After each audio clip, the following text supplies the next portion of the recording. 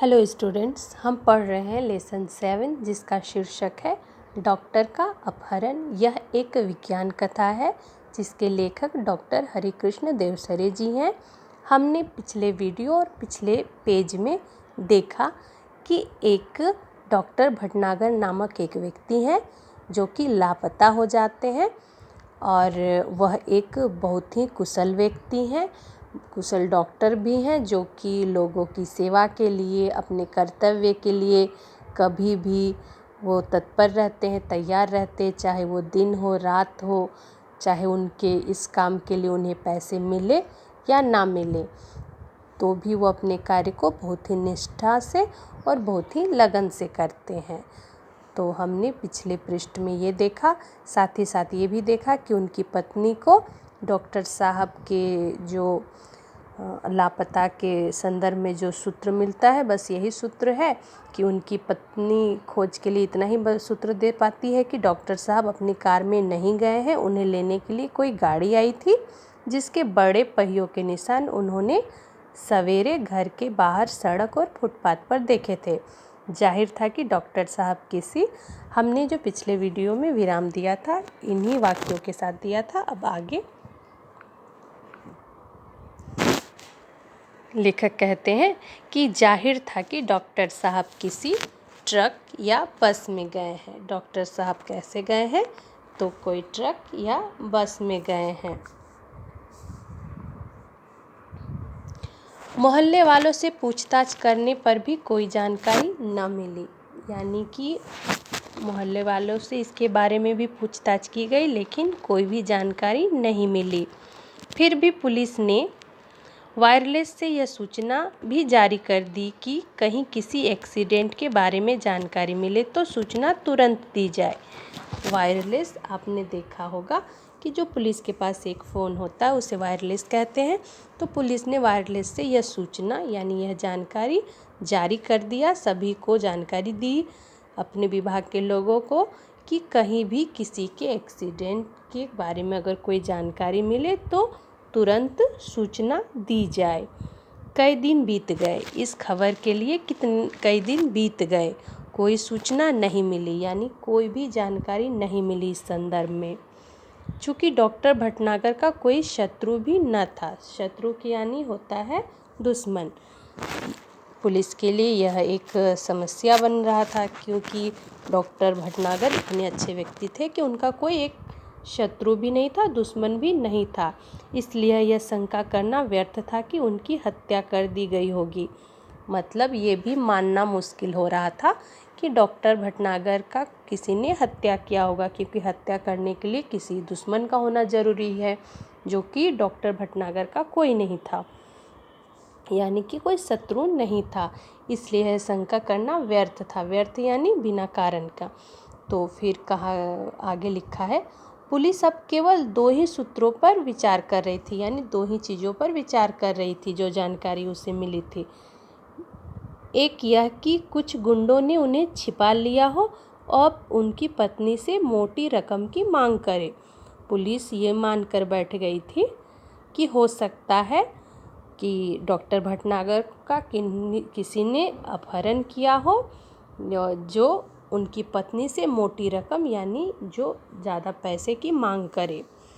दूसरा यह कि डाकू दल उन्हें किसी डाकू का इलाज करने के लिए ले गया हो।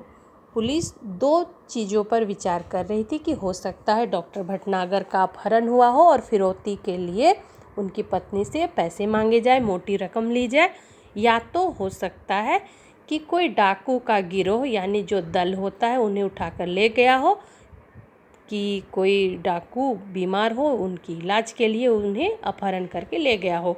ये दो में से कोई एक काम हुआ होगा, पुलिस यह मान रही थी। दिन पर दिन बीतते गए, यानी कि दिन बीतता गया और फिर क्या हुआ, डॉक्टर भटनागर के बारे में कोई जानकारी न मिली। उनके इस तरह रहस्यात्मक ढंग से गायब हो जाना, रहस्यात्मक यानी कि जिसमें कोई रहस्य होता है जो विचित्र लगे, तो इस तरह के ढंग से गायब हो जाने पर न सिर्फ पुलिस परेशान थी बल्कि लोग भी भयभीत हो गए थे। भयभीत यानी डर गए थे इस तरह के उनके गायब हो जाने पर।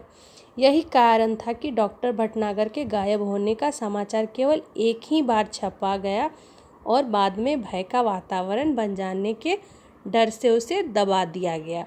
यानी उनके जो गायब होने का समाचार सिर्फ एक बार ही छपा, एक ही बार आया समाचार में, बार बार नहीं आया, क्योंकि भय का माहौल हो गया था, भय का वातावरण बन गया था। डर जाने से, लोगों के डर जाने के कारण इस समाचार को, इस खबर को दबा दिया गया। फिर क्या हुआ, धीरे धीरे कई महीने बीत गए, यानी कि उनके लापता हुए कुछ दिन हुए, फिर धीरे धीरे कई महीने बीत गए। श्रीमती भटनागर निराश हो चुकी थी, यानी उन्हें अब आशा उनकी जो ख़त्म हो चुकी थी, वह निराश हो चुकी थी। उनकी हालत पागलों जैसी हो गई थी। हर रोज़ सुबह उठती और दरवाजे पर आकर खड़ी हो जाती, जैसे वह डॉक्टर भटनागर के आने की प्रतीक्षा कर रही हो। प्रतीक्षा यानी कि होता है इंतज़ार कर रही हो। कई महीने बाद एक दिन श्रीमती भटनागर ने दरवाजे पर फिर से वैसे ही गाड़ियों के पहियों के निशान देखे। अचानक एक दिन क्या हुआ कि रोज़ की तरह श्रीमती भटनागर उठी और आकर दरवाजे के सामने खड़ी हुई। तो उन्होंने क्या देखा कि जो गाड़ियों के पहियों के निशान उन्होंने देखे थे डॉक्टर भटनागर के अपहरण के समय, वही उन्होंने फिर से देखा। उन्हें लगा कि शायद डॉक्टर साहब आए थे, लेकिन कहाँ हैं। उन्हें लगा कि वही पहियों के निशान है, हो सकता है डॉक्टर भटनागर आ गए हों, लेकिन अगर वो आए तो कहाँ है, वो अपने मन में सोच रही थी। उन्होंने तुरंत पुलिस को सूचना दी। किस बात की सूचना दी? सूचना का अर्थ होता है जानकारी दिया। किस बात का? कि उन्होंने फिर से वही पहियों के निशान अपने घर के बाहर देखे। खोज जारी हुई, यानी खोज उनकी शुरू हो गई। पुलिस का एक दल उनके घर पर भी आया। उसने गाड़ी के निशान देखे, लेकिन उन निशान को देखकर कुछ भी अंदाज लगाना यानी अनुमान लगाना कठिन था। हाँ, एक सीडी अवश्य मिली। क्या मिली? एक सीडी मिली। यहाँ पे लिखा गया है कि पुलिस को क्या मिली? एक सीडी मिली, जो लिफाफे में बंद थी। किस में बंद थी? लिफाफे में बंद थी। और उस पर श्रीमती भटनागर का नाम लिखा था। किसका नाम लिखा था? तो श्रीमती भटनागर का नाम लिखा था। श्रीमती भटनागर यानी कि भटनागर साहब की पत्नी का नाम। उस सीडी को तुरंत सुनने की व्यवस्था की गई। क्या की गई? तो उसे सुनने की व्यवस्था की गई। सीडी बजते ही सभी लोग हतप्रत रह गए। यहाँ पे एक शब्द है कि सभी लोग हतप्रत, यानी कि हतप्रभ जिसे कहा जाता है स्तब्ध हो जाने, चकित हो गए। इस खबर को देखते ही या फिर सुनते ही सभी लोग हतप्रभ रह गए, सभी चकित रह गए, स्तब्ध रह गए। उसमें डॉक्टर भटनागर बोल रहे थे। सबका स्तब्ध रहने का कारण क्या था कि उसमें जो सीडी से जो आवाज़ आ रही थी वो किसकी आ रही थी? डॉक्टर भटनागर की आ रही थी। इसी वजह से सभी लोग हतप्रभ हो गए, यानी कि स्तब्ध हो गए, एकदम चकित हो गए उस सीडी को सुनते ही। तो आगे देखते हैं क्या लिखा है। तुम सब, उसमें डॉक्टर भटनागर बोल रहे थे। क्या बोल रहे थे? तुम सब लोग मेरे लिए परेशान होंगे। यहाँ पे डॉक्टर भटनागर कह रहे थे कि तुम सब मेरे लिए परेशान होंगे, शायद अब मरा हुआ समझ लिया होगा। डॉक्टर भटनागर ये भी कह रहे थे कि शायद तुम लोगों ने मुझे क्या समझ लिया होगा? मरा हुआ समझ लिया होगा, लेकिन मैं जिंदा हूँ। कौन कह रहे थे? डॉक्टर भटनागर उस सीडी में कह रहे थे कि लेकिन मैं जिंदा हूँ और बिल्कुल ठीक हूँ, तुम लोगों से कई करोड़ मील दूर हूँ। यहाँ पे डॉक्टर भटनागर क्या कर रहे थे कि मैं आप लोगों से कई करोड़ मील दूर हूँ, यानी बहुत दूर हूँ। मैं एक अन्य सौरमंडल ग्रह में हूँ। वो कहाँ पहुँच गए? तो किसी अन्य सौरमंडल ग्रह में पहुँच गए, यानी किसी और ग्रह में पहुँच गए। हम धरती वाले सोचते हैं कि शायद दुनिया में जो कुछ है हम वही हैं। यहाँ पे डॉक्टर भटनागर जो कह रहे हैं उसे फिर से एक बार इसे रब करके करती हूँ। डॉक्टर भटनागर कह रहे थे कि हम धरती वाले यानी जो हम पृथ्वी में रहते हैं उनके बारे में कह रहे हैं कि हम धरती वाले सोचते हैं कि शायद दुनिया में जो कुछ है हम वही हम ही हैं। यानी कि हमारा मानना है कि इस दुनिया में सिर्फ कौन है, तो सिर्फ हम ही है और कोई नहीं है। लेकिन इस ब्रह्मांड में तो हमारे सूर्य जैसे ना जाने कितने सूर्य है।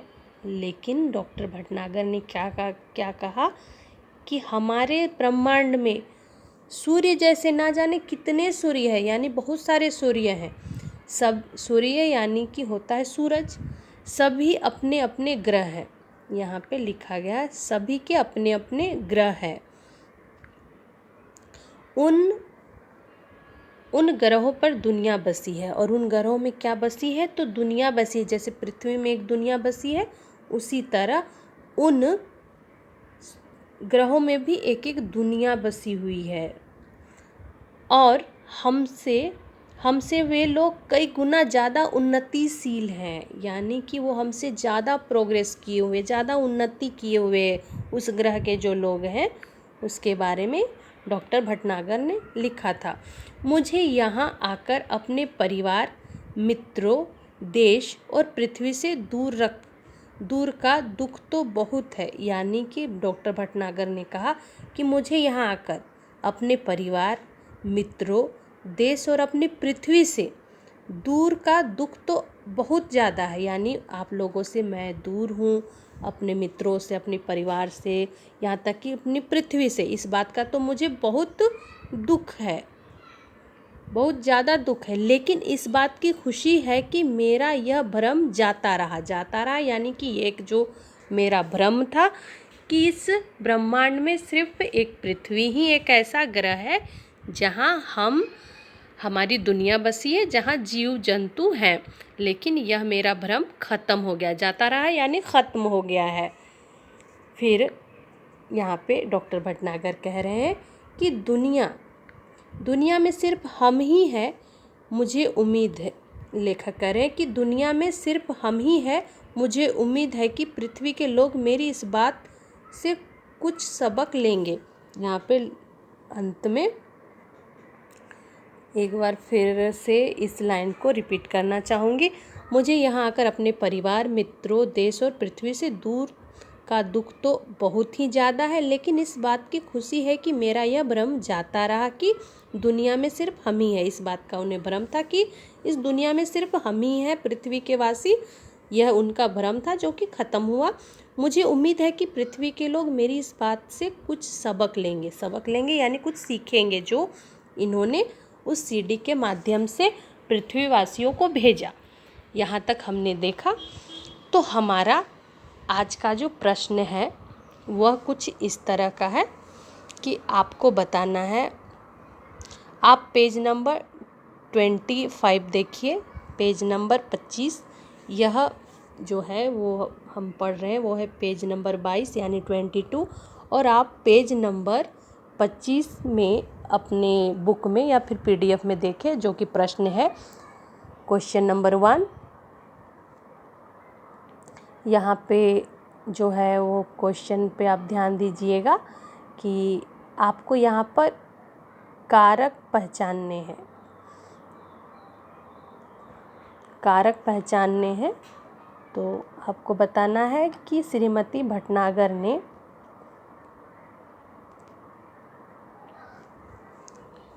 अगर ये कठिन है तो फिर मैंने अभी कारक नहीं पढ़ाया है, तो इस प्रश्न को मैं छोड़ती हूँ और दूसरे प्रश्न की ओर ध्यान देते हैं। इस प्रश्न को आप रहने दीजिए। प्रश्न जो मैंने अभी आपको बताया पेज नंबर 25 उसे रहने दीजिए, क्योंकि अभी तक आपने कारक नहीं पढ़ा है। तो आपका जो आज का प्रश्न है वो कुछ इस तरह है कि कई महीनों के बाद